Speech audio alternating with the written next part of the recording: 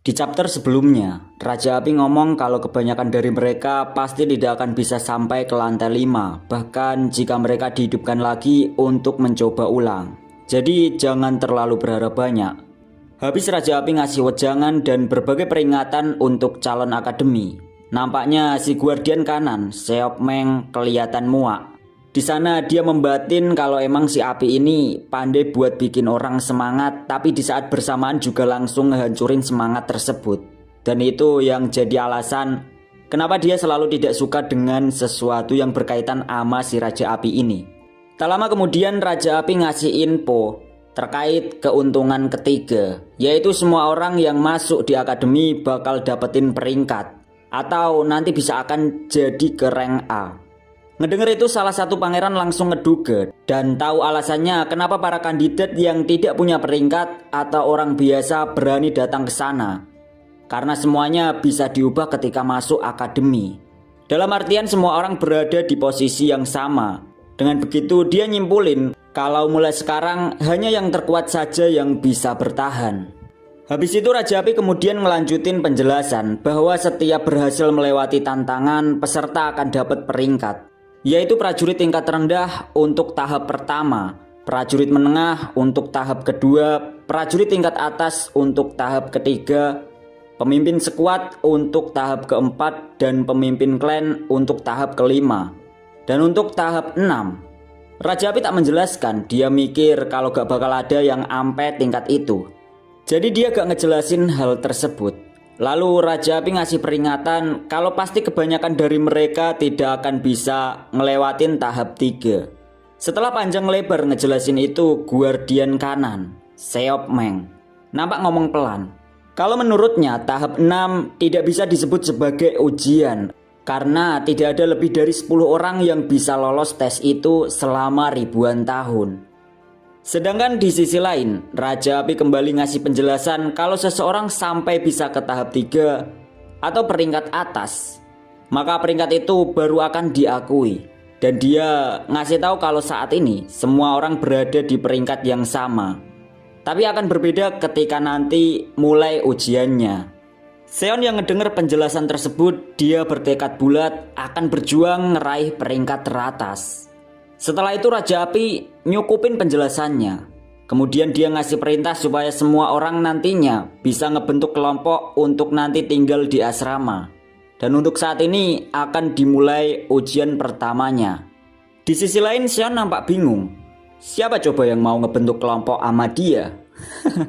Dan ya, pada akhirnya Seon panik karena hal tersebut. Beberapa saat kemudian, keriuhan masih menggema di lapangan. Semua orang tampak tak memiliki kesiapan untuk menghadapi ujian pertama kali ini. Di sana mereka resah karena jika tidak lolos ujian ini akan langsung dikeluarkan dari akademi. Suasana berisik itu ngebuat Raja Api langsung murka. Dia negasin ulang kalau ada yang gagal di ujian pertama maka akan langsung dikeluarkan dan gak pantas juga disebut prajurit tingkat bawah. Karena ujian pertama ini adalah ujian kemampuan dasar, yaitu tentang kemampuan Neigong untuk jadi murid akademi. Karena jika seseorang tak memiliki Neigong, cocoknya didaftarkan ke pertanian, komersil, dan pelayanan. Seon yang ngedenger penjelasan itu cuma bisa ngumpat, sial. Sedang Raja Api sendiri malah nyindir jika ada yang gak lolos. Untuk saat ini, akademi juga masih butuh pelayan buat bersih-bersih WC.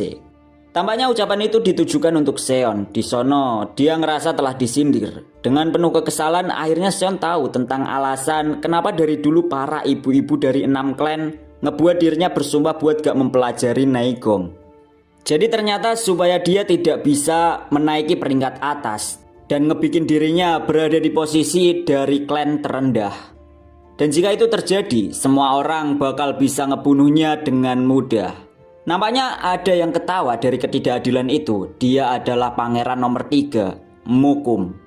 Di sana Mukum ngerasa kalau itu ide yang bagus. Karena jika nanti Seon gak lolos, maka dia akan bisa terselamatkan dari percobaan pembunuhan yang dirinya lakukan beberapa waktu yang lalu.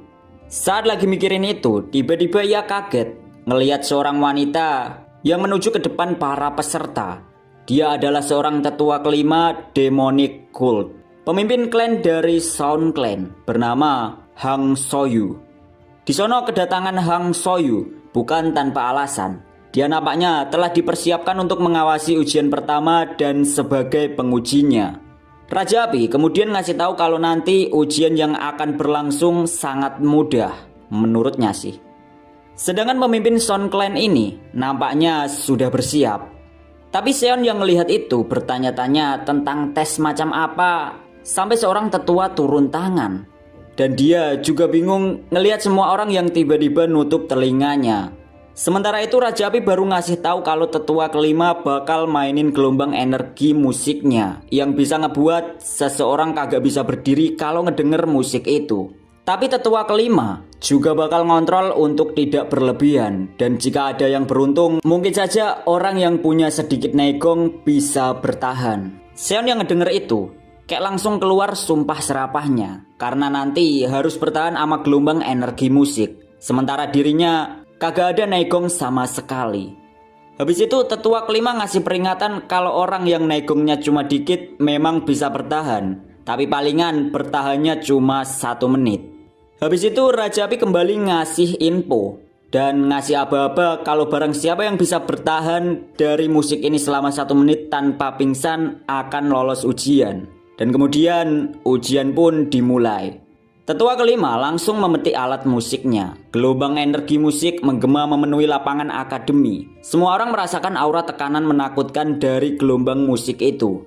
Respon Seon sendiri awalnya agak kaget ketika ngelihat gelombang musik itu, yang ngebuat peserta lainnya merasakan rasa sakit luar biasa. Bahkan ketika telinga mereka sudah ditutup dengan tangan, mereka masih kesakitan mendengar gelombang musik tersebut. Sebagian besar para peserta telah tumbang. Ngelihat itu Raja Api sedari awal sudah menduga jika satu persatu orang dari klan rendah tidak akan sanggup. Tapi berbeda dari kandidat 6 klan dan anak dari klan tingkat atas yang masih bisa bertahan, para pangeran awalnya ngerasa gelombang musik itu hanya menggelitiki telinga mereka. Sedangkan tetua kelima tiba-tiba mempercepat permainan musiknya. Masih di kondisi yang sama, para pangeran masih bisa bertahan karena sedari kecil sudah menerima obat-obatan untuk meningkatkan naegong mereka. Jadi mereka memiliki cukup banyak naegong untuk menahan gelombang tersebut. Tapi permainan musik bertambah cepat. Para pangeran sedikit gusar, mereka mulai merasakan gelombang musik tersebut. Sedang tetua kelima, raut wajahnya terlihat kesal. Permainan musiknya juga semakin gak karuan dan gelombangnya sampai bikin para pangeran kewalahan. Tapi tetua kelima tetap tak berhenti, permainannya semakin barbar.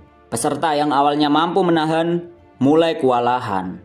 Sedang tetua kelima makin menyala memainkan musiknya. Dengan kesal dan marah dia melihat seseorang. Sembari bertanya-tanya kenapa dia masih belum tumbang juga.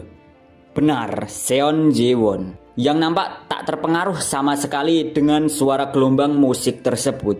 Bahkan dirinya sendiri sampai bingung ngelihat ada yang gak beres sama tubuhnya.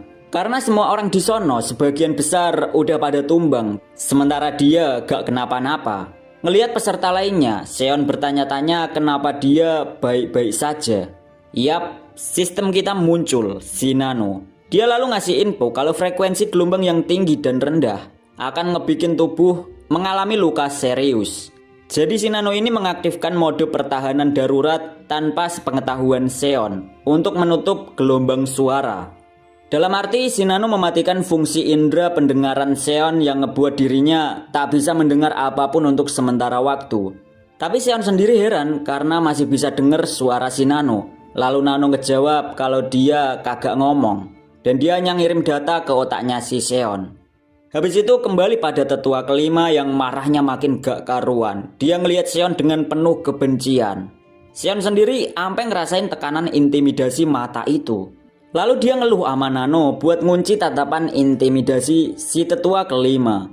Tapi sayangnya kagak bisa dan bisanya cuma ngunci indera penglihatan si Seon. Akhirnya hal itu gak jadi dilakuin. Sedangkan di sisi lain, Raja Api ngerasain kalau tetua kelima ini sedang gelisah parah. Dia nginget-nginget kalau Sun Clan ini adalah klan kuat semenjak awal berdiri. Dan baginya ini terlalu berlebihan karena semua peserta tidak berpengalaman dalam penggunaan naegong selama 20 tahun. Habis itu Raja Api menduga kalau Seon mungkin adalah alasan utama yang bikin tetua kelima semarah itu. Apalagi ada rumor jika Seon ini kagak punya Naegong sama sekali. Tapi kondisinya terlihat sangat stabil. Raja Api sendiri ampe ngerasa jika baginya ini pengalaman pertama kali di akademi selama dia menjadi master.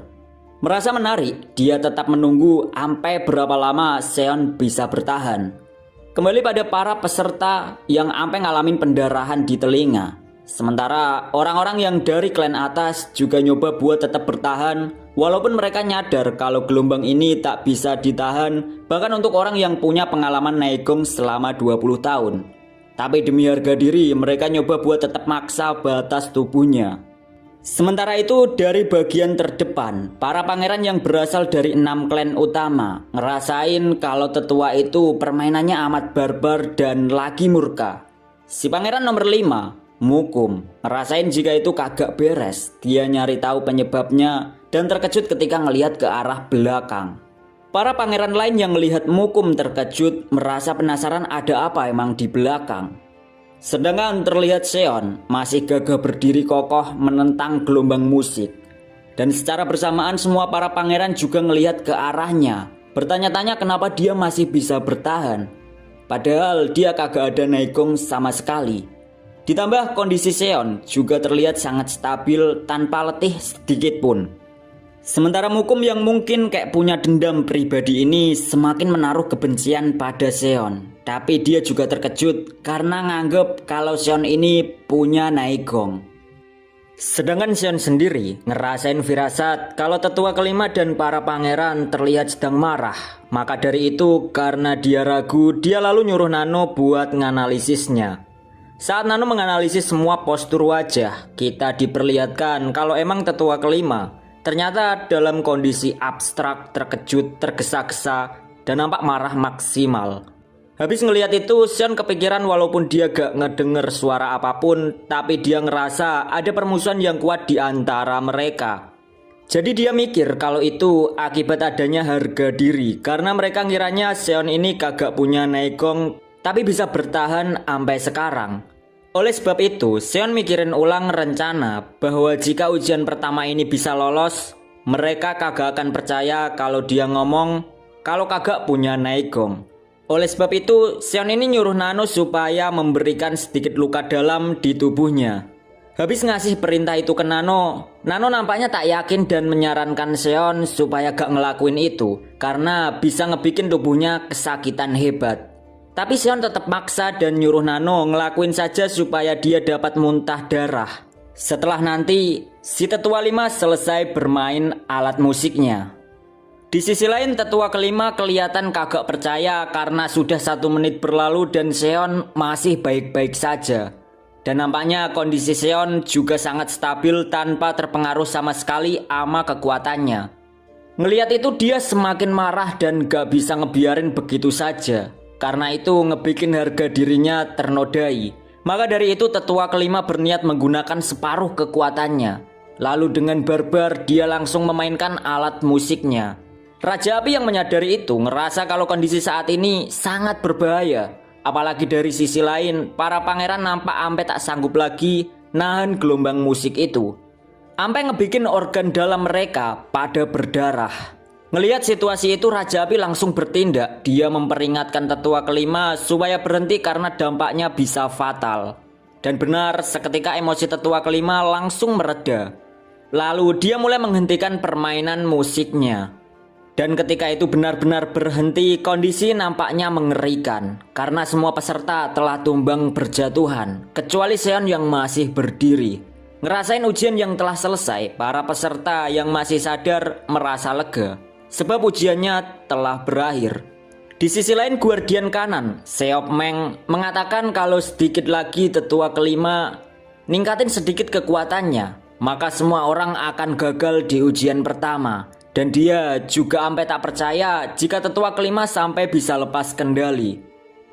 Di sisi lain tetua kelima menyesali karena telah mengeluarkan setengah kemampuannya dan tidak bisa mengontrol amarahnya terhadap Seon. Tapi kebenciannya diam-diam masih menyala. Dia menyalahkan Seon karena telah berani menentang 6 klan dengan kedatangannya yang ada di akademi.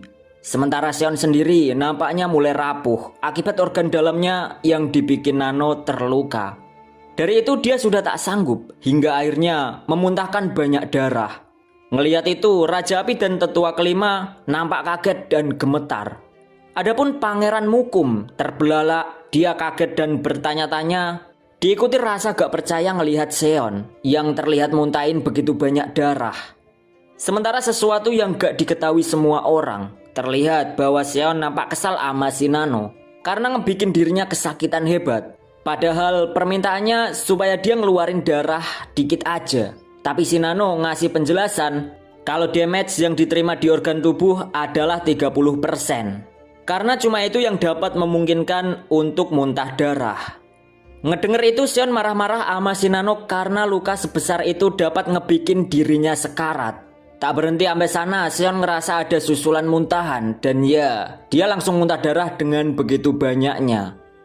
Ngelihat itu Raja Api langsung meluncur menuju ke arah Seon. Dia mikir kalau Seon sampai mati, dia bakal bertanggung jawab atas semua yang terjadi. Walaupun si Seon bukan bagian dari 6 klan, tapi dia masihlah anak Lord. Jadi Raja Api tak bisa membiarkan itu terjadi. Raja Api lalu mengecek semua kondisi Seon, memastikan apakah dia terluka parah atau tidak.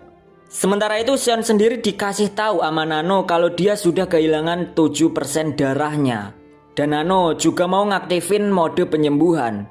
Tapi Seon menolak untuk itu, dia menahan Nano buat gak nyembuhin dirinya dulu. Di sisi lain Raja Api panik bukan main. Sedang Seon masih nyoba bujuk Nano untuk gak nyembuhin dirinya. Walaupun Nano ngasih tahu kalau kondisinya sangat berbahaya kalau dibiarkan. Adapun Raja Api sendiri penasaran dengan Naegong milik Seon. Karena si Seon bisa bertahan sampai sejauh ini. Lalu saat Raja Api ngecek Naegongnya, dia terkejut bukan main. Karena si Seon tidak memiliki Naegong sama sekali. Ngelihat kondisi Seon, Raja Api ngerasa gemetaran karena kenekatan si Seon. Di sono si Raja Api menaruh rasa salut karena ini baru pertama kali dia ngelihat seseorang yang lolos untuk pertama kali hanya bermodal nekat. Lalu habis itu Raja Api manggil para pengawal. Dia lalu nyuruh mereka buat ngebawa Seon ke ruang perawatan. Tak lama kemudian Seon lalu dibawa para pengawal itu.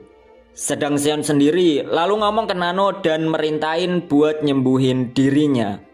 Di sisi lain tetua kelima melihat semua kejadian itu. Dia masih kagak percaya kalau si Seon berhasil melewati ujian pertama dari gelombang miliknya.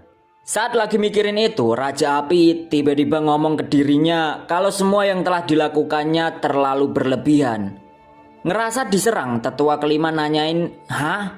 Apa maksudmu?" Dengan sedikit rasa kecewa, Raja Api ngomong kalau dirinya hampir saja ngebunuh Seon. Tetua kelima tertunduk lesu dan ngomong dengan pembelaan bahwa dia ngira kalau Seon punya sedikit Naegong. Pernyataan itu langsung dibantah Raja Api kalau Seon sama sekali tak memiliki Naegong. Sontak tetua kelima matanya terbelalak tak menyangka. Si Raja Api lalu ngelanjutin dengan ngejelasin kalau dia baru saja ngecek kebenaran itu.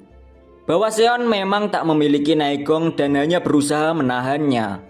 Tetua kelima dengan full kemarahan tak terima dengan pernyataan Raja Api. Dia masih tak percaya kalau ada seorang yang mampu menahan gelombang energinya tanpa memiliki Naegong sama sekali. Karena menurutnya orang yang gak punya Naegong bakalan pingsan seperti peserta lainnya.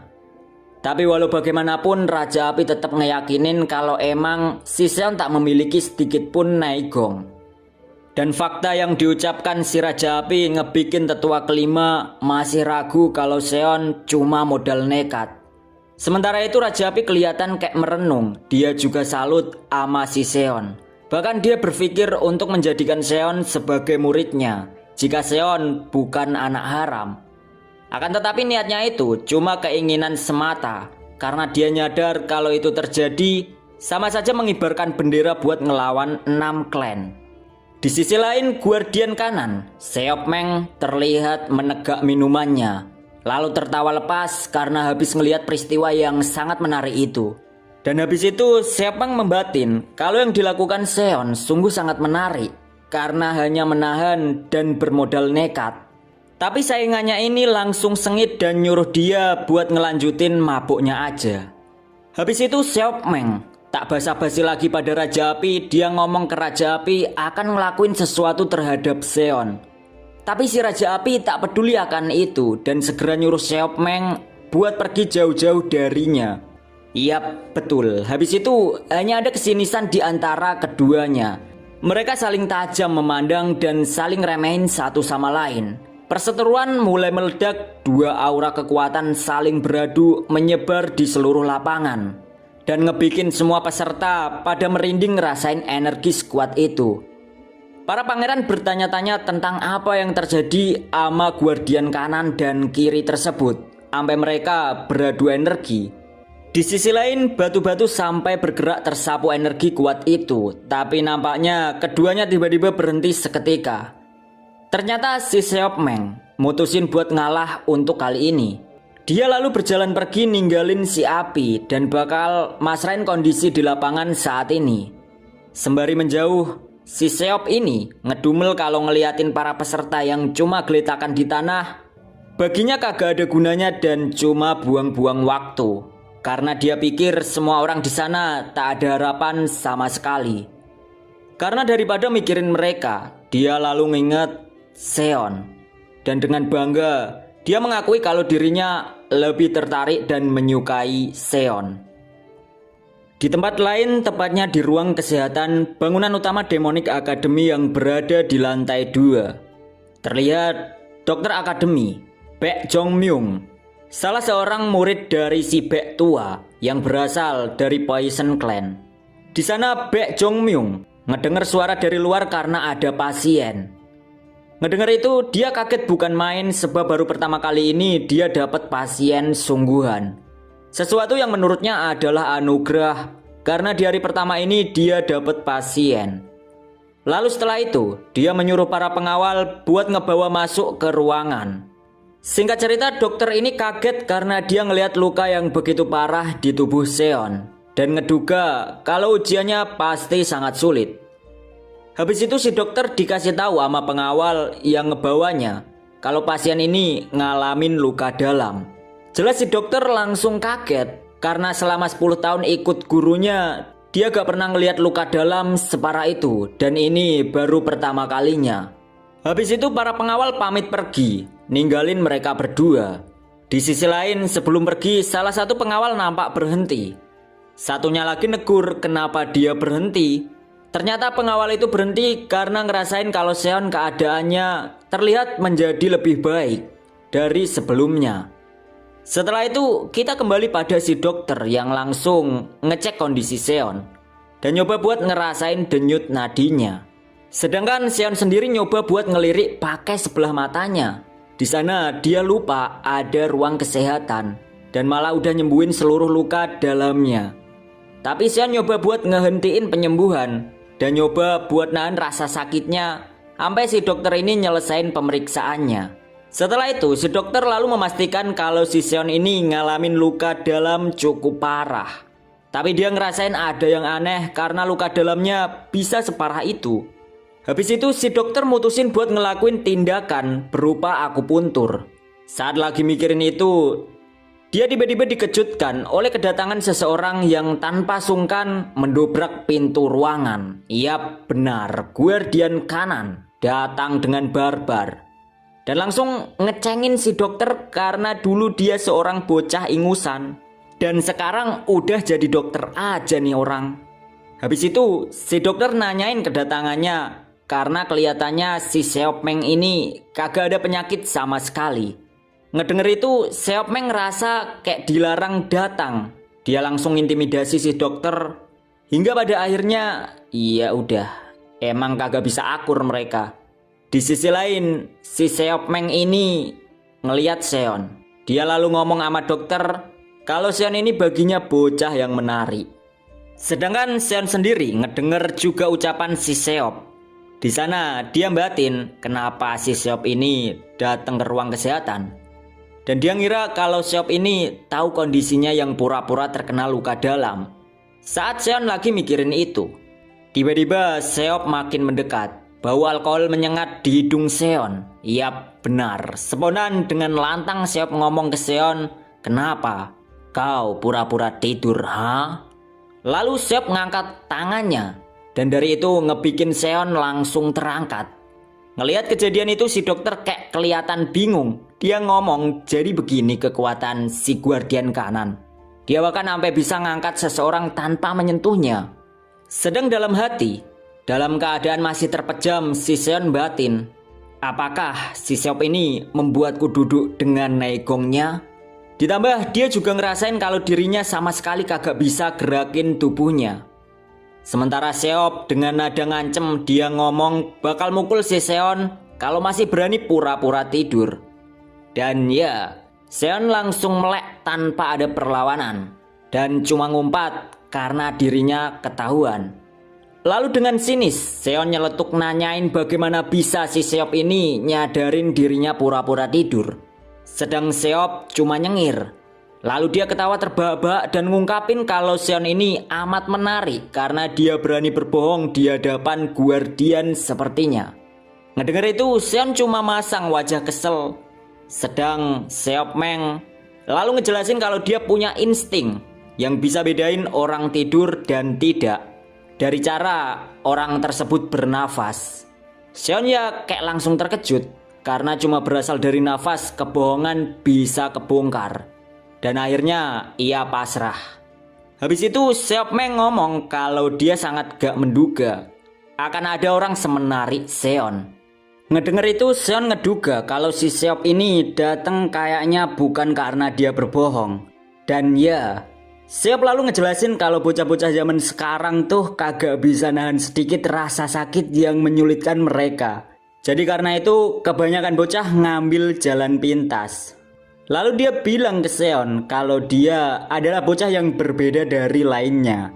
Si dokter tiba-tiba ikut masuk percakapan. Dia negur si Seop supaya membiarkan Seon istirahat karena menurutnya kondisi Seon sedang parah.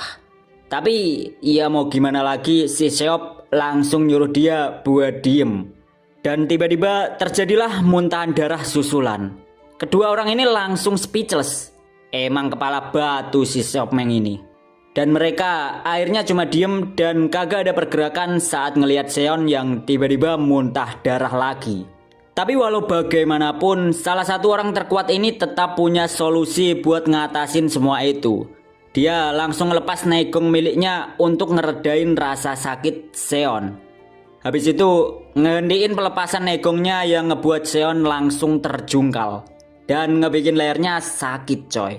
Di sela-sela ngerasain sakit leher, si Seop Meng ngomong tentang kedatangannya. Kalau dia ingin mengangkat Seon sebagai muridnya. Dokter kaget, Seon kaget, dan Seop langsung minum. Habis ngomong sesuatu yang luar biasa menggetarkan ruangan itu. Awalnya Seon kagak percaya sama tawaran Seop. Seon ampe nanya, "Apa kau tidak tahu identitasku?" Dengan santai Seop Meng nanya balik, "Emangnya ada orang yang kagak tahu siapa kau?" Dan lihatlah muka si dokter ini. Kayak dikacangin dia, Pak. Cuma bisa kaget doang perannya di situ. Lalu habis itu Seon nanya lagi apa dia kagak masalah kalau nanti 6 klan bakal jadi musuhnya saat tahu kalau ngangkat dirinya jadi murid. Dengan cuma senyum, Seop ngomong emangnya mereka bisa apa?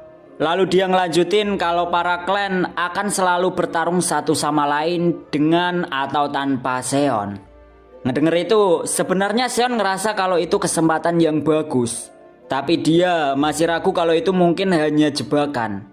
Sedangkan si dokter yang sedari tadi cuma plonga-plongo, kini dia mulai tahu setelah ngamatin percakapan kalau pasiennya ini ternyata adalah pangeran ketujuh. Dan dia merasa kasihan sama Seon karena akademi sudah berlebihan membuatnya terluka begitu parah. Di sisi lain Seon mastiin ulang apakah dia beneran akan dijadiin murid. Dan itu ternyata ngebikin muak si Seop karena terus diulang-ulang.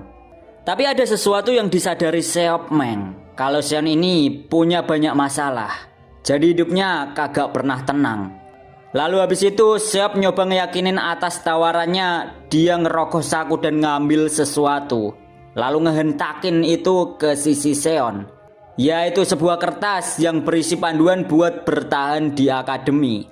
Setelah ngasih kertas itu, Seopmeng ngasih tahu kalau Seon sudah cukup lama terbaring di ruang kesehatan. Dan dia nanyain, apakah kau tidak khawatir jika akan gagal nantinya? Walau kau berhasil ngelewatin ujian pertama. Dan apa kau pikir seseorang yang tidak memiliki Naegong bisa lulus di ujian kedua?